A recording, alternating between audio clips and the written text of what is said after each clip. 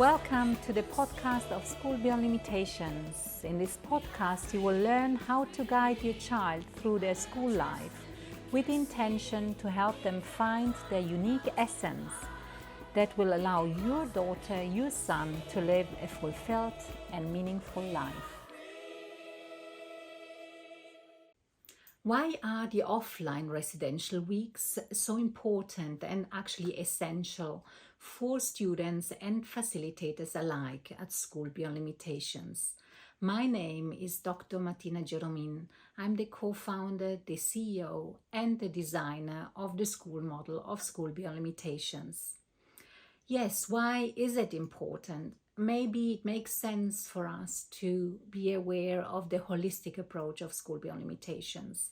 As mentioned already on a number of occasions, we aim for our students to be really seen as a whole human being. So in all their facets, from a social point of view, from an emotional point of view, from a physical point of view, and also from an academic point of view and spiritual point of view.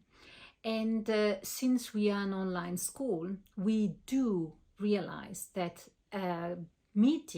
coming together is actually a very important part of it. That was already at the beginning when we started, right? When I told you the story about the foundation of School Beyond Limitations, was clear to me that there must be this social aspect as well. And what is the purpose now of the residential weeks? The residential weeks have lots of different purposes. So one purpose is certainly, and I think that's a very essential purpose, is understanding that the wonderful building of relationships that's already happening within the online setting are expanded, are extended. I can really physically meet with my peers, with all the students of the secondary school, and also with my facilitators. You can imagine what it means to come together in real life. And there is also an aspect which I believe is very important. I was always wondering, why is it important for students to always gather within just one physical building that is called school, if there are so many different other opportunities to learn? So why isn't it possible to actually go to different places for learning? So one part of it, and that's the second important part of our experiential and residential weeks, that's experiential learning, hands-on learning, diving deep into a topic that is relevant for that specific place a student is going to. So you can imagine that coming together from a social point of view, as spending the entire day together, the 24 hours, basically day and night together, allows students and facilitators to connect really, really well. And the weeks are targeted towards specific goals of learning also academically, experientially. That's why, and collaboratively also, right? Students come together, they dive into a specific topic during that week, and they don't only intellectually go through the content of the topic, but they also take it on board by crafting, by learning, hands-on learning, by immersing themselves into this learning possibility. Maybe it makes sense to actually go into some of our destinations. So for the time being, we've been visiting lots of different places in Europe. So the majority of our students are coming from Europe. So that's why we all fly to a specific place. So where did we already go to in the short history of School Beyond Limitations? We were in the southern part of Spain. We were in Murcia. That was our very first residential week. So in this place, we were immersed into gardening, into the garden of Europe, basically. So the students were taken to the fields and they were able to plant, the plants, they were able to harvest, they were able to see what kind of business can be created out of that. And on top of that, of course, also students learned the different traditions of Spain in that case. This Spain that, due to the climate, needed to have a break, a siesta halfway through. And indeed, when we were there, it was really hot. It was 42 to 45 degrees. So indeed, the students experienced themselves that between a certain hour during the day, from 1 or 2 on to 5 p.m., there was no possibility to actually function. And so that's part of being, immersed in this experiential experience. And that also is part of one element that we really, really take care about at School Beyond Limitations, and that's the reflection of the experience and the sharing of the reflection and of the feedback of that moment. And out of that, students then come home and say, oh, it's been really interesting to work in the fields. It's been interesting. I would like to continue with that. I would like to have my own garden, my own setup.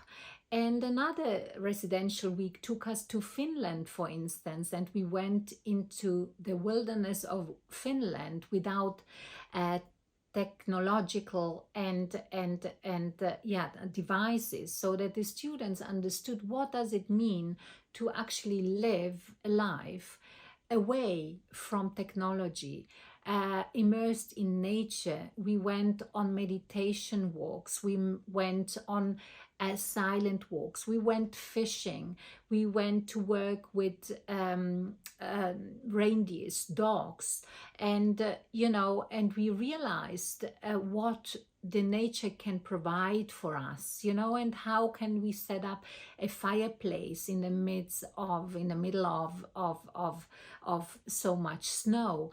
And students were living in small cottages together, so that they also learned how to take care of one another, and also that allowed them, on top of actually coming together as a group, of learning how could they create and what would life look like if they had to live, or they were to live in such a situation.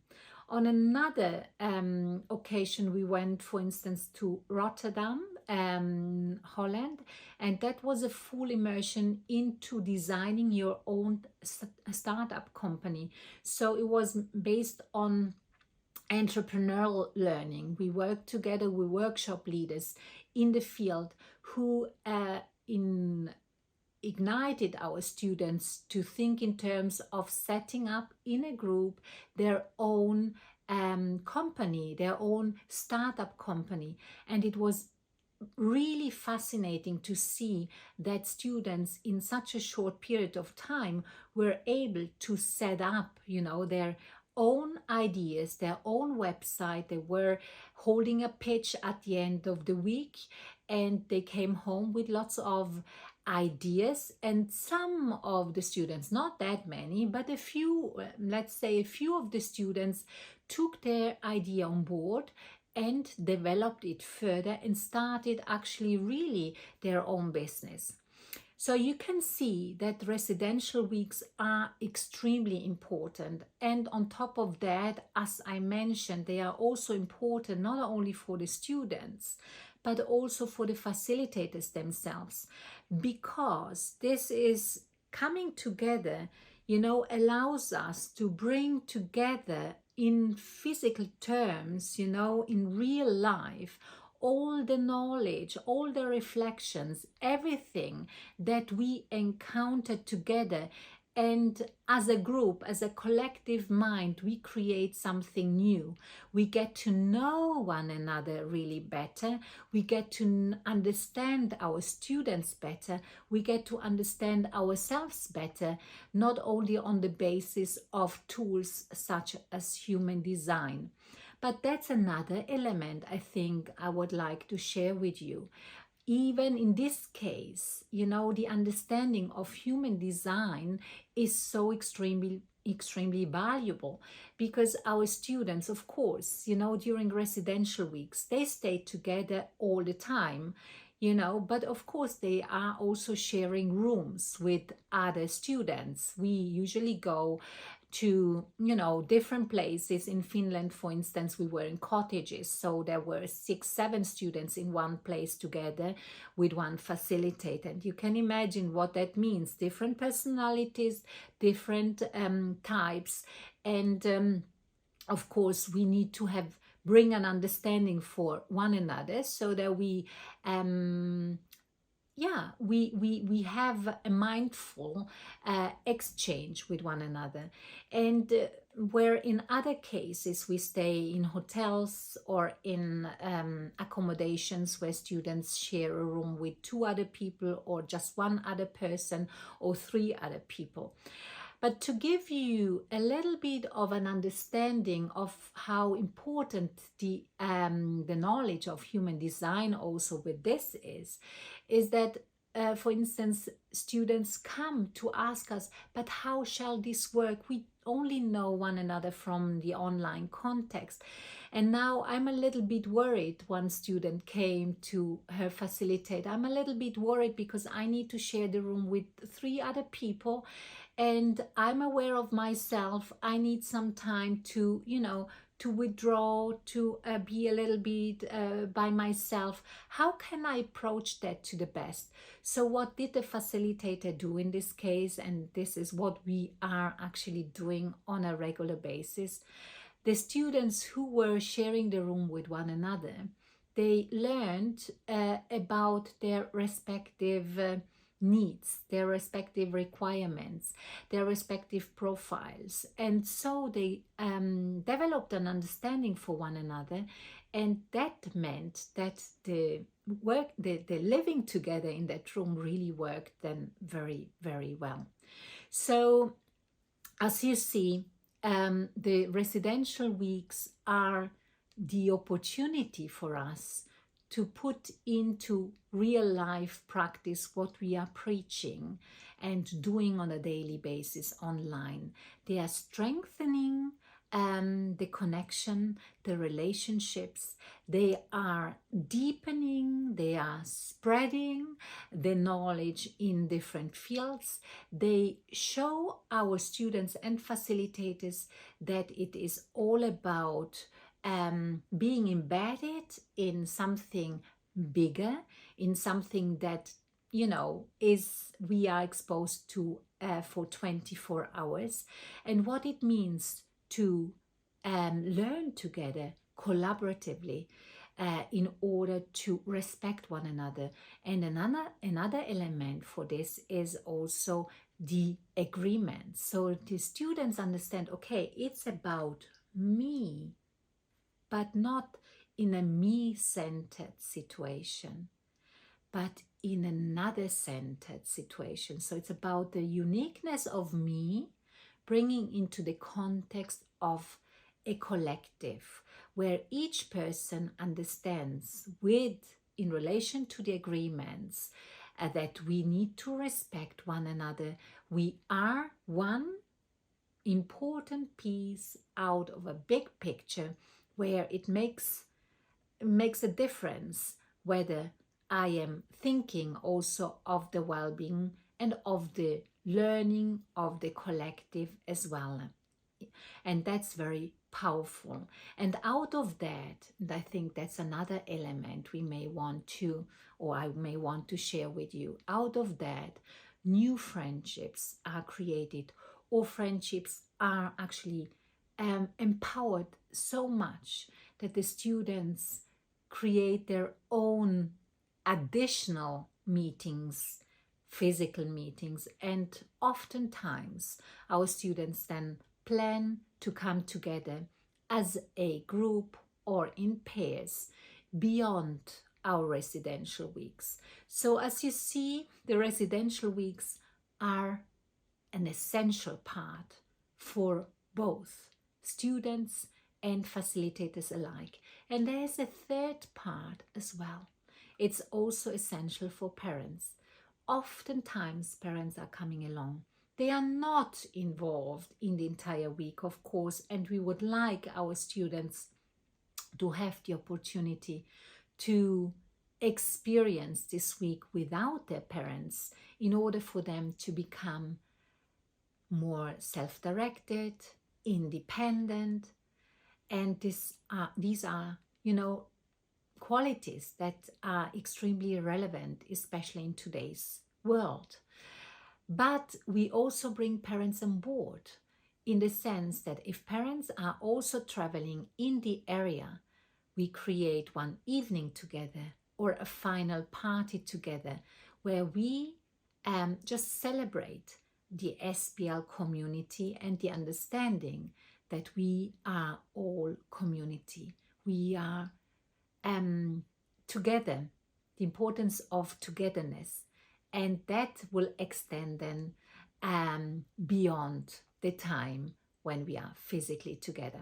So our next residential weeks are taking us even beyond Europe.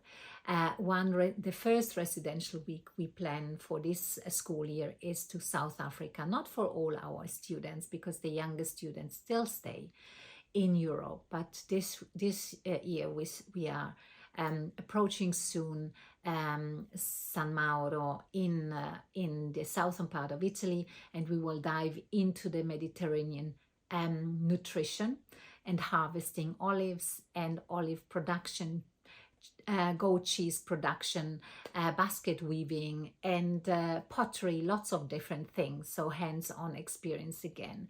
We'll be going also to have brain and memory training, and that takes place in Vienna, and then we will most likely go to the very northern part of Europe for the end of the school year.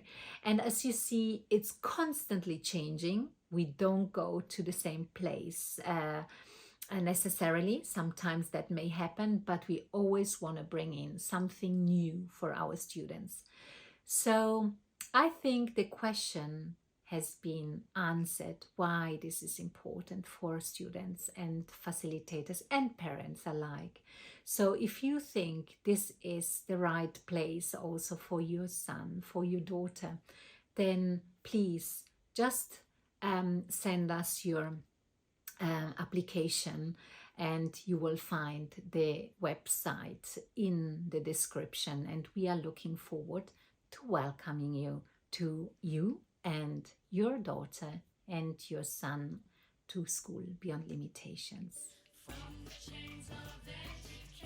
At School Beyond Limitations, we support our students find their unique essence. Feel free to share the content of this podcast with other parents. We are here to show that your children can indeed bring their unique essence into life. So, reach out to us if you think that this is what you'd like your daughter, your son to experience, or apply through our website.